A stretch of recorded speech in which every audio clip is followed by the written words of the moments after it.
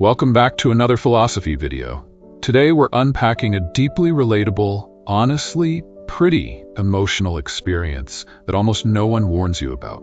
We are talking about that super confusing moment when you achieve a major life milestone, something you've literally worked toward for years, only to cross the finish line and feel completely, utterly hollow. We're going to look at why success so often feels like a massive letdown, and how a remarkably grumpy philosopher from the 1800s actually figured out exactly why our brains do this to us. So let's jump right in. You got the thing. Whatever it was, you finally got it. Maybe it was that prestigious job title you've been chasing for 3 years. You know, the one that was supposed to finally make your parents proud and make your bank account look respectable. Maybe it was a specific number on an offer letter that you thought would finally make you feel safe. Or hey, maybe it was a person. Maybe someone finally looked at you the way you always wanted to be looked at. Or they finally said yes after you spent months hoping they would. You checked the box. You told your friends. You posted the picture. You sent that triumphant text saying, "I did it." And then you stood there mentally bracing yourself for the wave of relief, for the explosion of joy, for that deep, settling sense of peace that you were promised would come. And then absolutely nothing happened. Okay, well, maybe not exactly nothing. There was a flicker, a tiny spark. For an hour, maybe a day if you were lucky, you felt a little buzz, but very quickly the noise faded, and something quieter, something much heavier took its place. It's this hollow kind of disappointment. And the absolute most confusing part is that you aren't disappointed in the job or the money or the person. You're disappointed in yourself. You're looking at your own life at this massive milestone, asking, why do I feel exactly the same as I did yesterday? You start feeling this creeping guilt, thinking you must have made a mistake. Like, did you want the completely wrong thing? But here's the secret. You didn't want the wrong thing. You didn't fail. You just didn't know what wanting was actually for. This video describes this phenomenon. How you feel on landing this massive opportunity, sending the final email, shaking all the hands, and then just driving home. You pull into their driveway, turn off the engine, and just sit there in the dark. You're waiting for the celebration inside your chest, thinking, okay, now I can breathe. But you didn't. You just stared at the steering wheel, turned the radio on for 10 seconds, and turned it right back off. You weren't sad or depressed, you just felt unoccupied, literally like an empty house. And underneath that echoing silence was guilt. It was this heavy feeling that you owed this victorious moment more, that you were somehow broken for sitting in the dark, feeling numb instead of popping champagne. So to figure out what's going on here, let's move to section 1, Schopenhauer's pendulum, diagnosing the empty room. To diagnose this empty room, we've got to turn to Arthur Schopenhauer. He was a famously grumpy 1800s philosopher who pretty much nailed the human condition. I mean, he managed to describe that exact modern-day parking lot moment over 100 years before cars, before social media, and before our modern definition of success even existed. And this brings us to his core concept, the pendulum of desire. Schopenhauer observed his own life, chasing fame, getting famous, and feeling empty. Chasing love, getting love, and feeling trapped. He realized that desire isn't a straightforward path to a finish line. Desire is a machine. It's a factory that automatically manufactures new targets the very second you hand to the old one. He theorized that human life just endlessly swings back and forth like a pendulum. Look at how this breaks down the two sides of our existence. On the left swing, we have pain. When you want something and you don't have it, you feel anxiety, stress, the ache of lacking something. You're suffering, so you strive, you work, you run toward the thing, but then you catch it. For a split second, the pendulum stops dead in the middle, and you feel relief. But that relief does not last. The pain of wanting goes away, and you swing immediately over to the right side. Boredom. You feel bored with your achievements.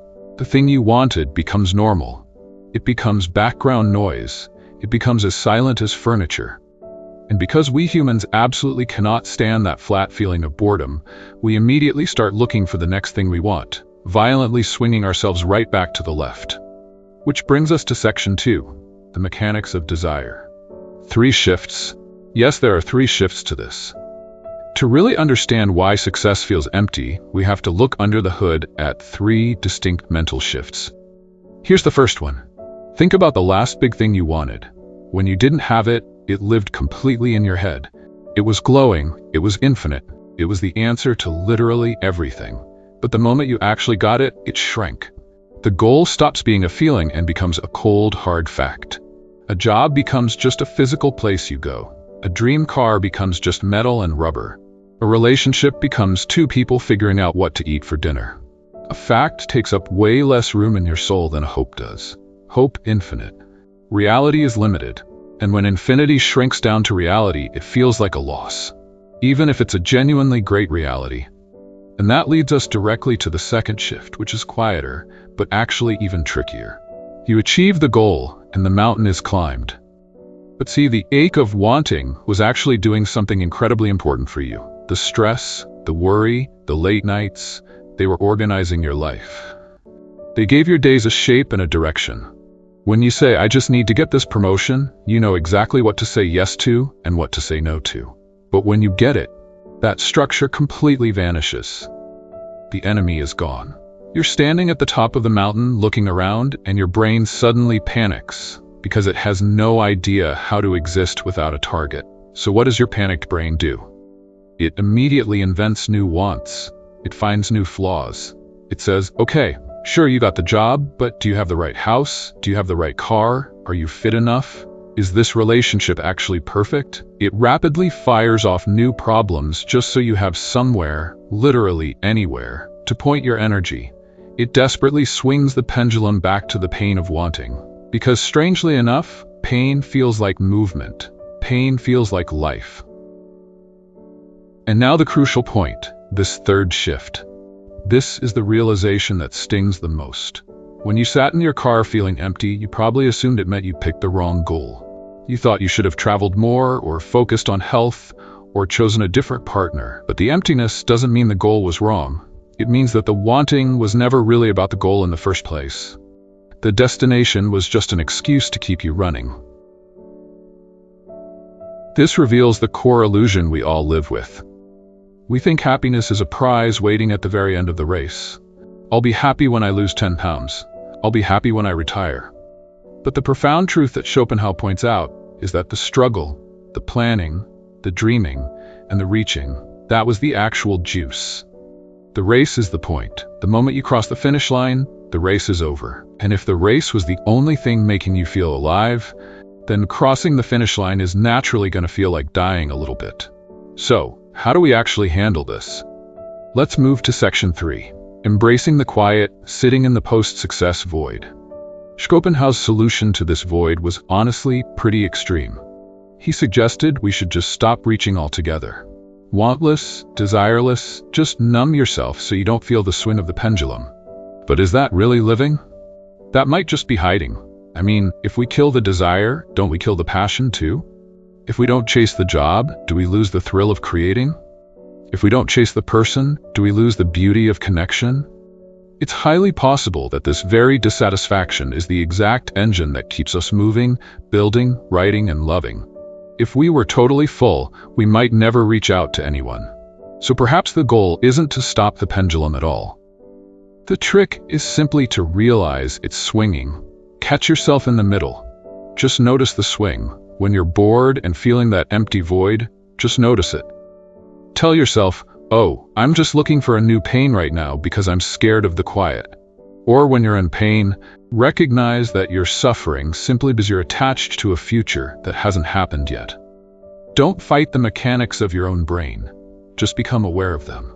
Because if the wanting was the part that felt like being alive, what exactly did you think the having of something was going to give you? When you were striving so hard, what were you really expecting? Did you think achieving that goal would somehow freeze time? Did you think it would permanently fill the hole inside you? Did you think it would fundamentally change who you are as a human being?